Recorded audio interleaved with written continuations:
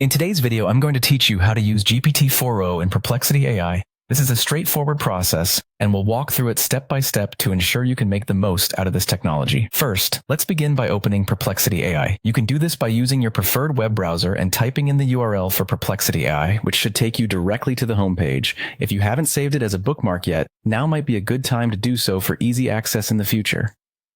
Once you've arrived at the Perplexity AI homepage, the next step is to log into your account. On the top right corner of the page, you'll find the Login button. Click on that and enter your credentials. If you're new to Perplexity AI, you'll need to sign up for an account.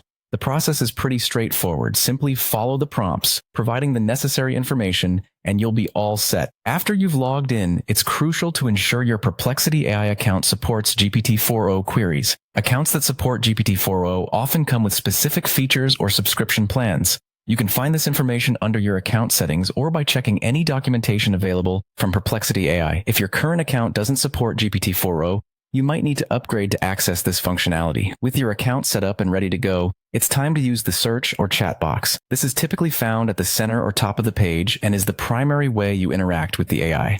In the search or chat box, type in your prompt or question. It could be anything from simple inquiries to complex topic explorations.